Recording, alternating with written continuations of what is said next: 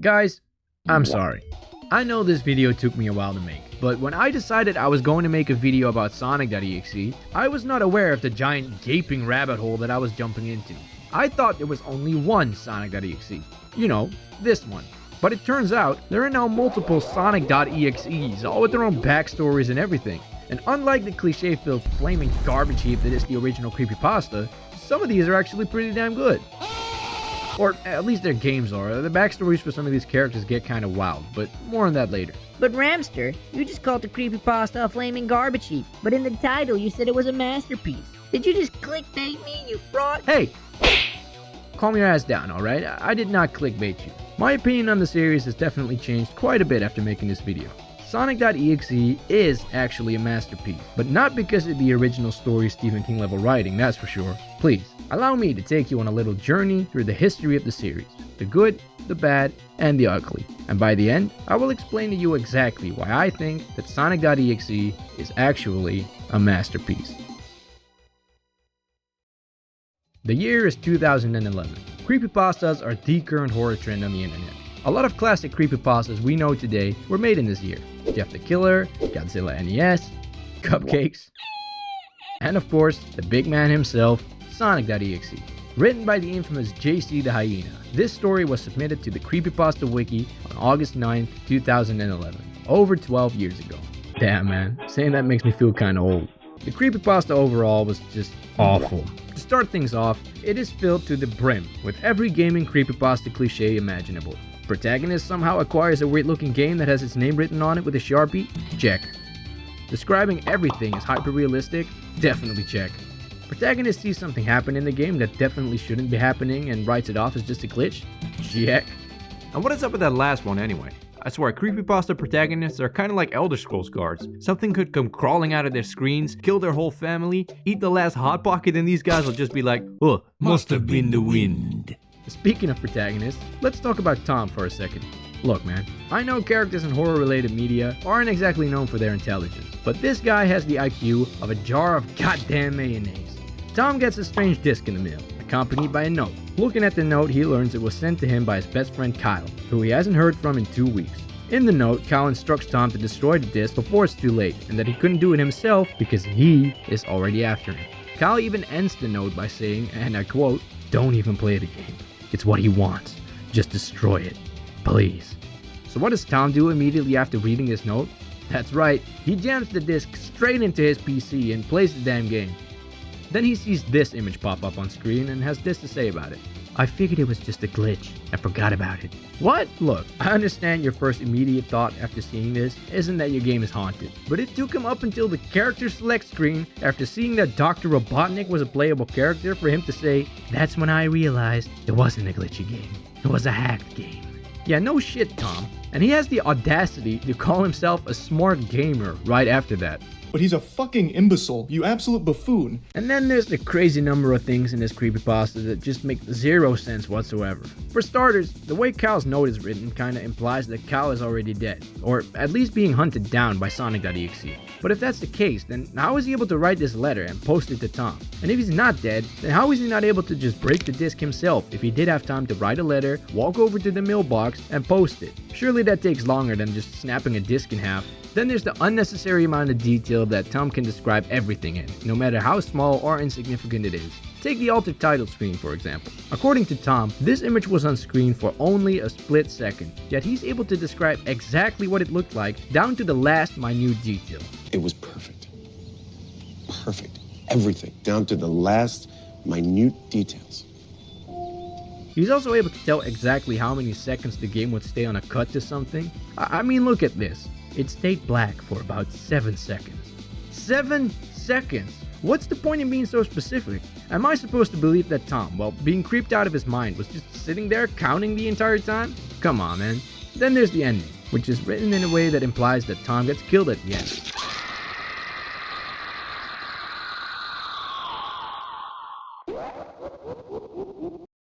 Yet this entire story is told from Tom's perspective and written in past tense.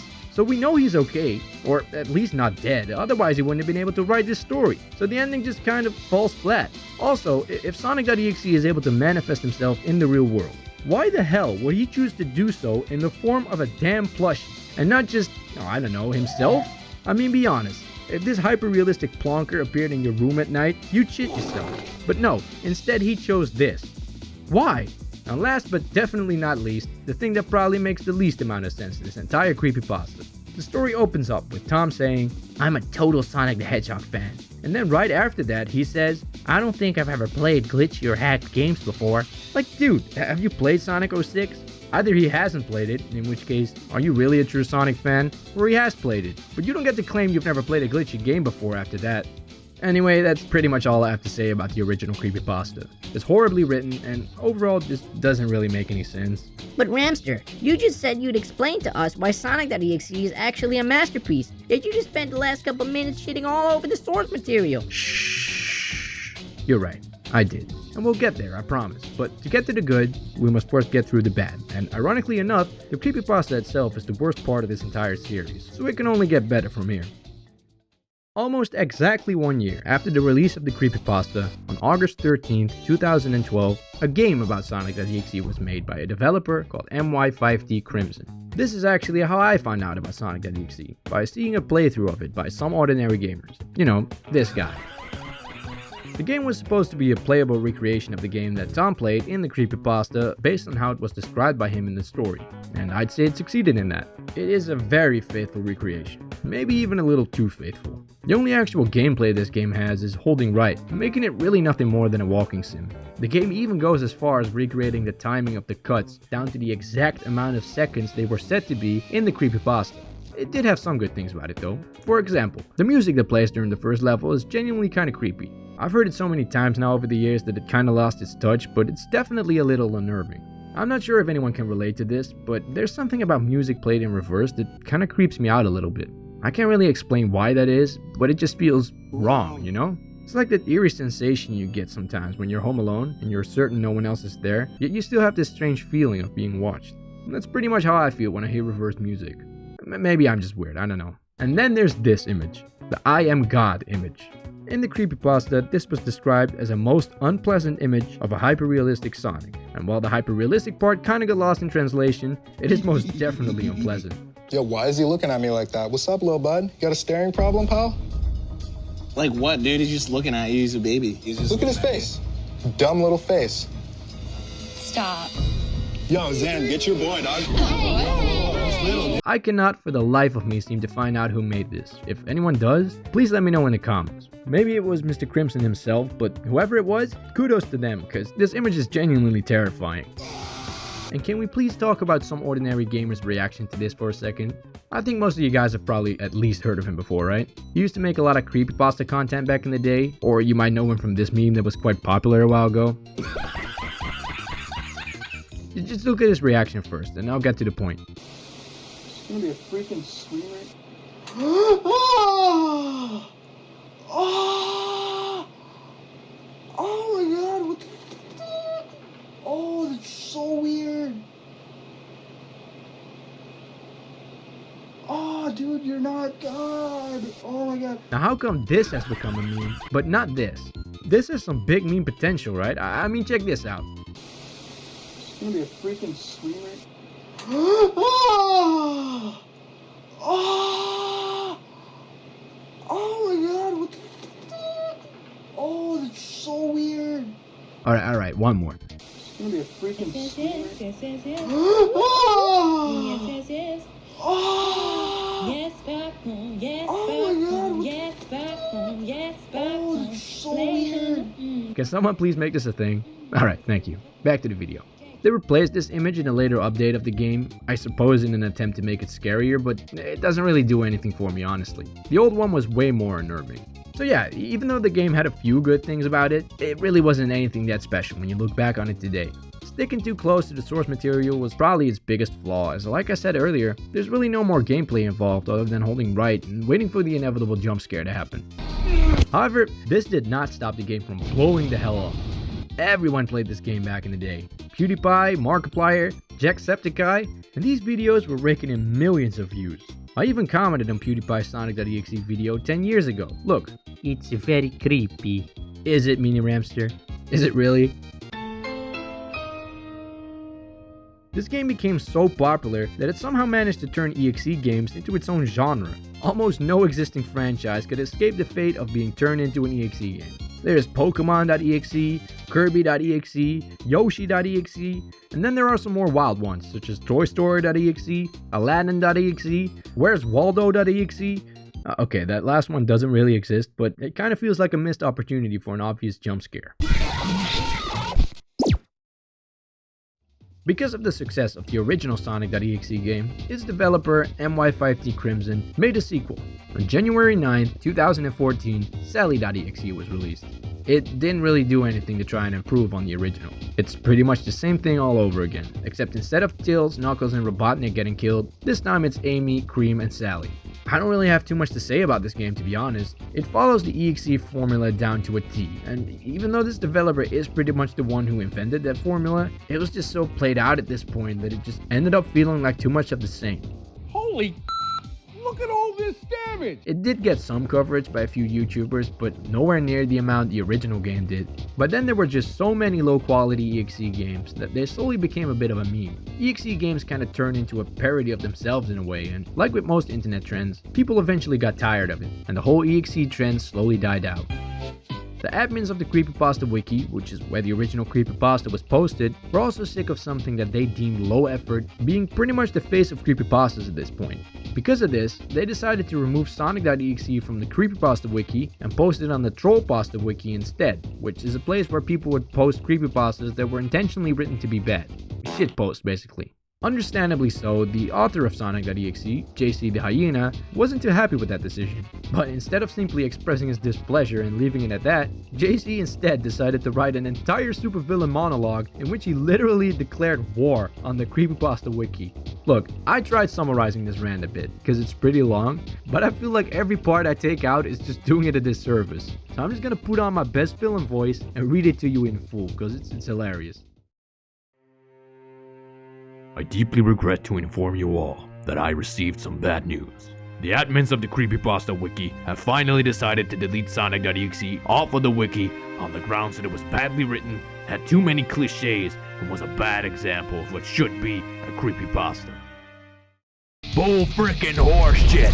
As you can see, I am furious with the fact that my masterpiece, which has won the hearts of millions and has made a massive impact on the internet, is being brought down by a bunch of jealous, arrogant, retarded furry haters. But that does not mean I'm just going to sit down and take this lightly. No. They have been messing with the bull and they have called out the horns. Listen everyone, I need your help with this. We are at war here. I want every Sonic.EXE fan who is reading this to get the word out. I want you to tell every other Sonic.EXE fan out there, every fanatic, every artist, every follower of my creation about this. Tell your friends who are also Sonic.EXE fans if they have to. Tell them we have to keep the spirit of Sonic.EXE alive. Make more fan art, make more videos, block the haters, praise Sonic.EXE like you never have before. Build websites dedicated to his greatness. Whatever you gotta do to keep him alive and strong, just do it! The deletion of Sonic.EXE from the wiki is but a minor cut on our flower of greatness, my friends. And that cut has done nothing but further the spreading, and we are the pollen of this flower. We need to prepare for our victory over the haters. The haters need to bleed for their crimes. Rejoice, my fellow Sonic.EXE fans. Our glorious little hellspawn shall have the last laugh yet. This will be his ultimate victory. The absolute subjugation of the internet itself.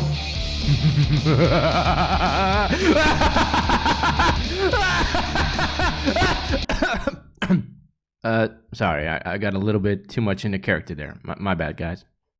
Wow, who said this man couldn't write, huh? Where was all this passion and emotion when you were writing your creepypasta, JC? Look, I get why he'd be pissed off about his story getting removed, but this is a little melodramatic, don't you think? The deletion of Sonic.EXE from the wiki is but a minor cut on our flower of greatness? Come on now, man. Now, we can laugh at this man all we want, and we should, but when he wrote, "Our glorious little hellspawn shall have the last laugh yet," he wasn't lying. This is the point where my knowledge on Sonic.EXE pretty much ended before I decided to make this video, and my opinion on it was the exact same as almost everyone else on the internet. It was fun while it lasted, but looking back on it, it just kinda sucked. There was a bad creepypasta that had a mediocre game made about it, that opened the floodgates to a whole genre of EXE games that were mostly even worse. Then the trend died off, the creepypasta got removed, and well, that's about it. End of Sonic.EXE.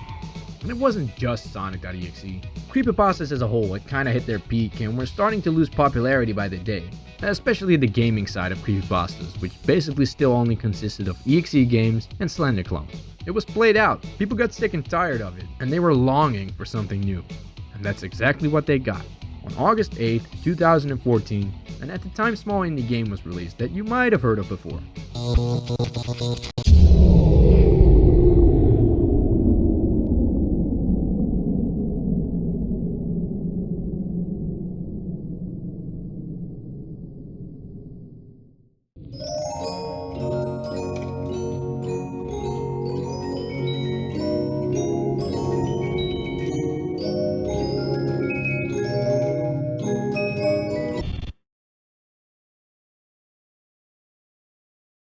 Hey, Vsauce! Michael here. Five Nights at Freddy's. In a way, I think Five Nights at Freddy's was really the final nail in the coffin of creepypasta gaming.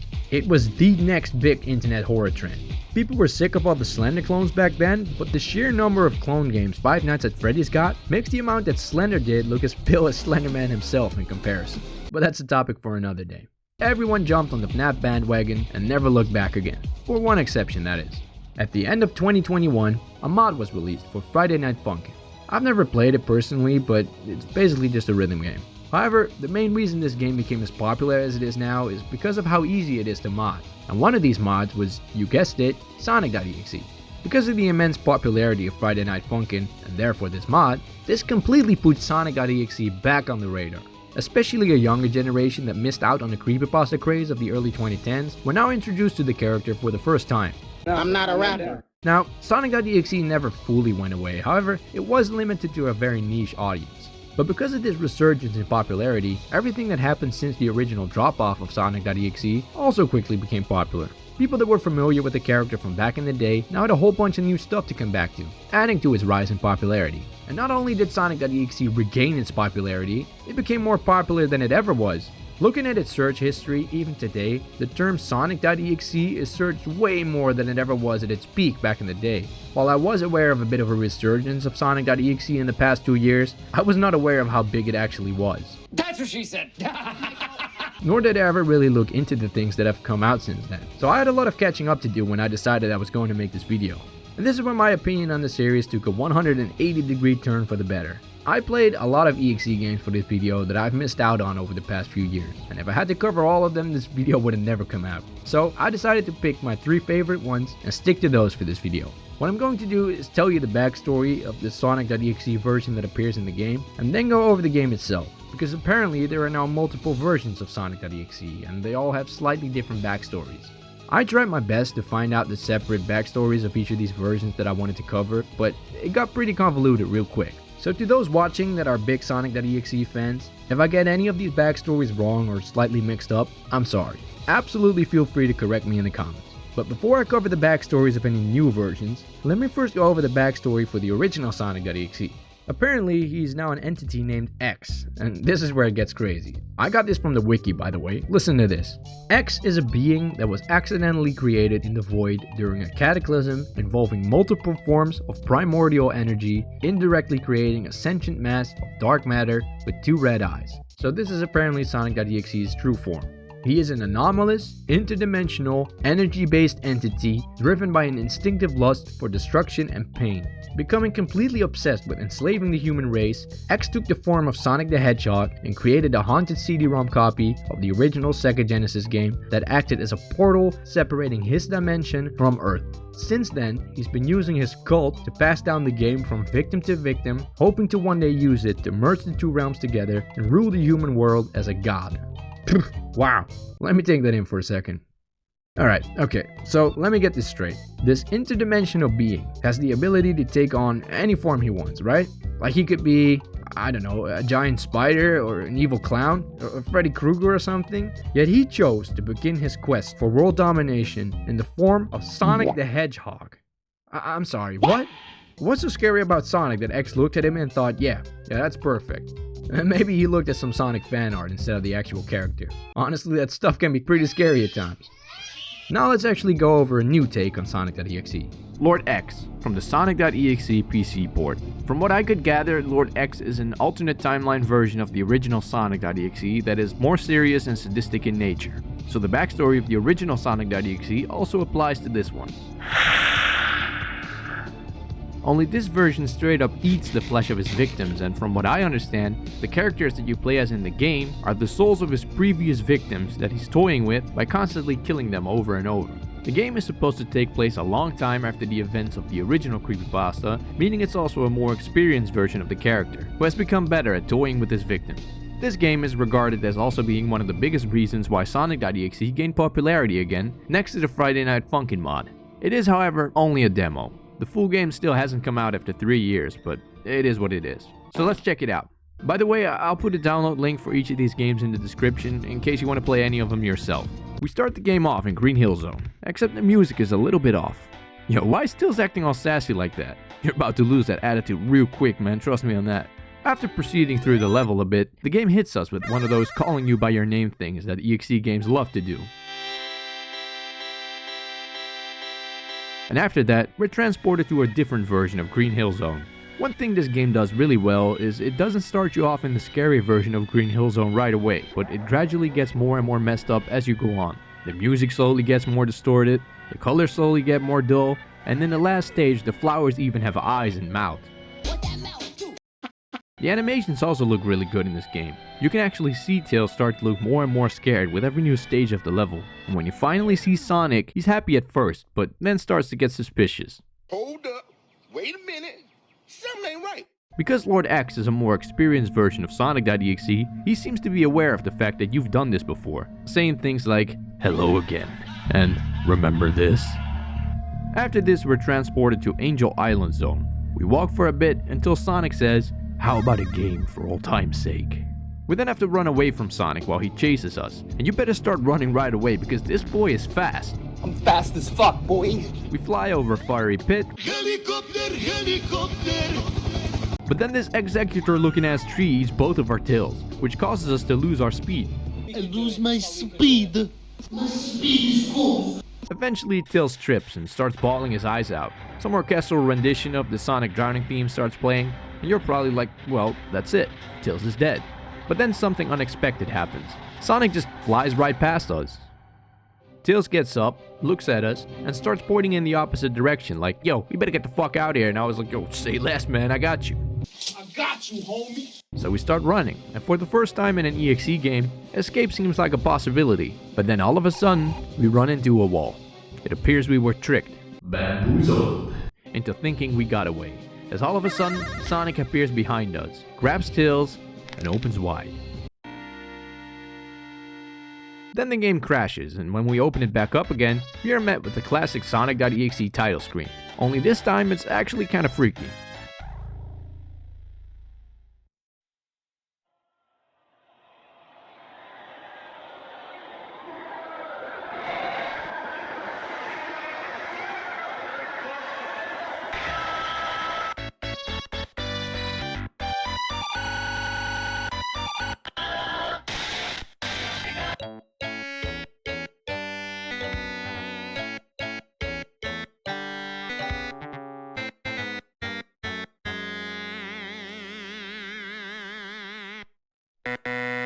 The game then hits us with an anti-piracy screen and stops doing anything.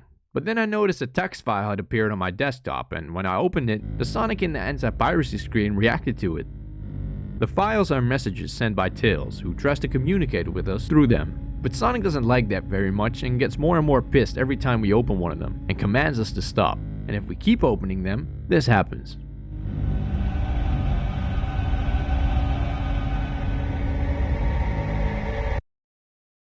After that, we get one final text file saying, "I think it's better to wait for now. It's just the beginning."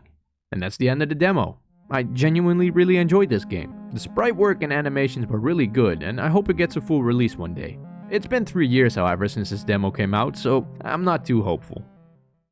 Moving on to a completely different take on the character, Sonic.EYX from the SonicEditableROM. This is a completely separate take on the character that's not directly linked to the original Creepypasta in any way. This game too is only a demo, and therefore Sonic.EYX doesn't really have a backstory. All we know about him is what we see in the game. He's more of an eldritch horror type creature and has these strange ritualistic symbols on him. This game has no chill and drops you right into the sauce, as when we boot up the game, the first thing we see is this. Then the game cuts to the title screen and does its thing before the game warns us to quit and delete it immediately while we still have the chance. But as smart gamers, we're not scared, so we proceed with the game.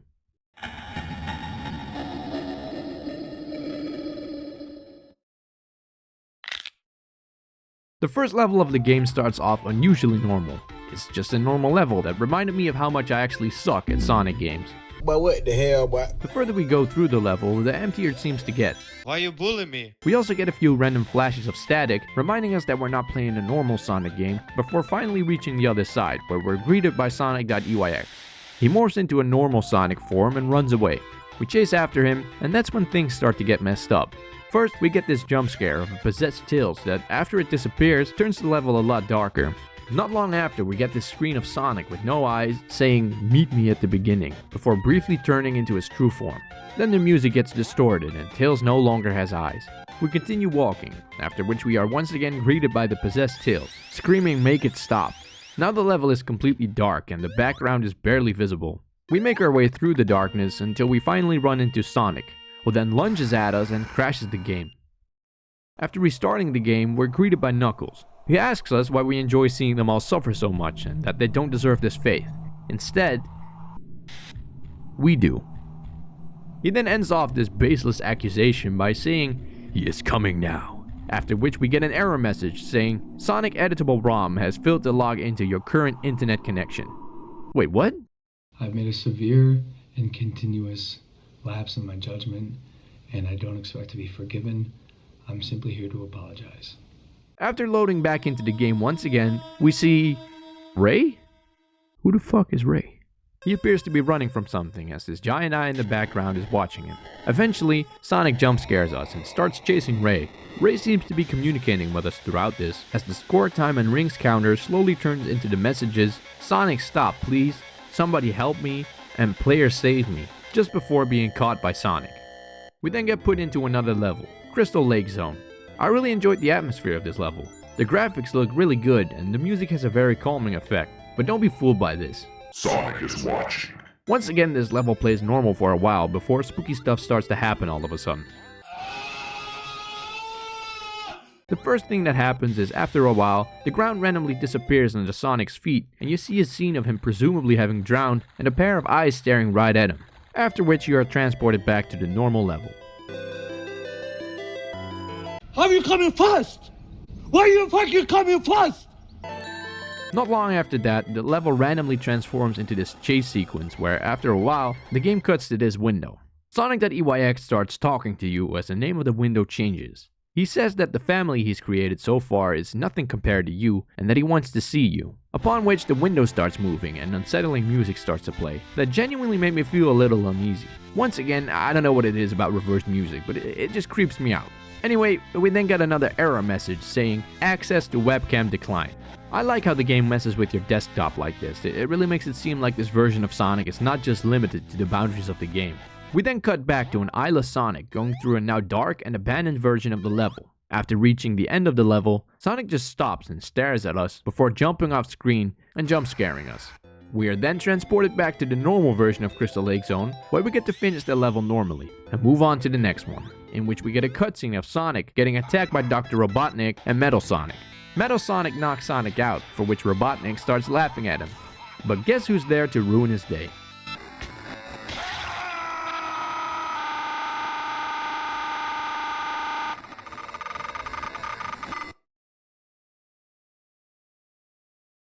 We then have to reload the game once again, after which we get to play the last level of the game. We play as Tails, who looks like he's seen some shit at this point, and have to guide him through a cave that gets darker and darker as we move on. Eventually, this giant pair of eyes appear in the background staring at Tails, upon which he starts to run faster and more nervously, before inevitably running into Sonic, who once again lunges at him and puts him out of his misery for good.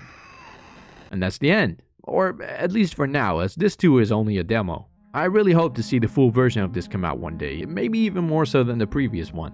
The sprite work in this is phenomenal, and I might even go as far as to say this is the best EXE game I've personally ever played. And I can't wait to see what the full version will be like once, or if, it ever comes out. For the third and final game, I wanted to take a look at something a little simpler, the Sonic.EXE official remake. As the name suggests, it's a remake of the original Sonic.EXE game, only it's done so much better. To start things off, they replaced the default Kefka laugh Sonic always had in the original games with a new and original one that sounds way better and off-putting. In the first level, after the first dead animals start appearing, you can actually see Tails' expression start to change into a more worried look. He also has custom animations in which he points the player forward. After getting to Sonic in the original version, Tails would walk up to him by himself, but in this one, Tails seems to want to run away from him, and you actually have to force him to walk up to Sonic against his will. If you stop holding right, he'll automatically run away to the left. Just like in the original, we are then transported to the hide-and-seek level. Everything in this game just looks so much better, and the custom animations are done really well. After walking for a bit, we are suddenly stopped, and a text appears on screen saying, "Time's up. Ready or not?" Sonic then chases us as the driving theme starts playing just like in the original, and he opens his mouth further and further the closer he gets. After Sonic catches Tails, we get a new death animation and scream. Listen to this.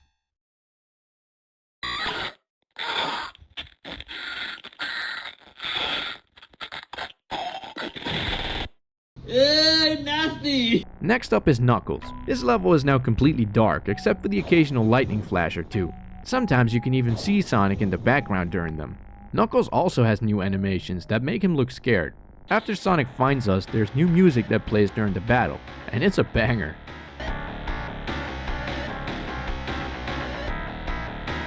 However, the music won't save him as Knuckles 2 meets his fate.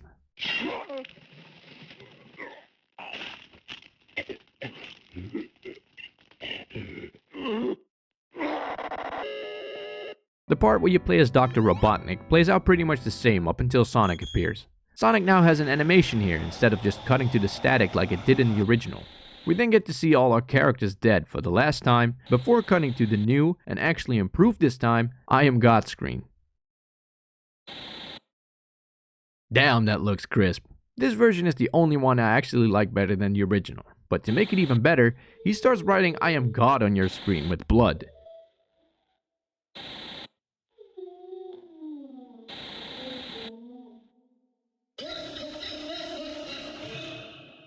And to top it all off, he actually jumps out at you like he was set to do in the original Creepypasta and leaves behind a screen crack. The game then closes itself, but the text and the crack stay on screen and won't disappear. As far as I could find out, you had to remove it through the task manager. That's honestly a really cool effect. I love it. Once again, this is done so much better than the original. I think this is as creative and polished as it can be while still remaining completely faithful to the events of the original Creepypasta. And I love it for it. This is the definitive way to play Sonic.EXE in my opinion. Now, I hear you thinking, you still haven't told us why you think Sonic.EXE is actually a masterpiece. And you're right, dear viewer, I haven't yet. But in order to do that correctly, I had to go over the history of the series first. So why do I think that Sonic.EXE is actually a masterpiece? When I claim that, I'm obviously not talking about the original Creepypasta, but the concept that Sonic.EXE draws from. Something that is supposed to be kid-friendly and innocent, corrupted into something that is the complete opposite, is a concept with endless possibilities. I think it is for this reason that Sonic.EXE is pretty much the only Creepypasta still relevant today. The games that have come out over the past few years are genuinely good, and games like Sonic.EYX prove that there is still so much untapped potential in that concept. And while the original Creepypasta, the game based on it, and all the other EXE games it spawned may not have been that good by themselves, I have a lot of fond memories of playing these games and watching other YouTubers play them as well, which I've come to appreciate more and more as time went on. Whether it was to actually get scared or collectively laugh our asses off, many of us have had a lot of fun playing these games, and we never would have had these memories if it wasn't for this hyper-realistic menace over here. All of this is part of the legacy of Sonic.EXE. JC the Hyena got exactly what he wanted. his glorious little hellspawn had the last laugh. He is the only Creepypasta character from back in the day still standing tall, and because of that, Sonic.EXE is actually a masterpiece. If you're still here, thank you so much for watching. If you enjoyed this video, you might enjoy some of my other videos as well, so be sure to check them out. Please like and subscribe if you haven't already, and hopefully, I'll see you guys in a future video. But for now, I'm out. Later, people.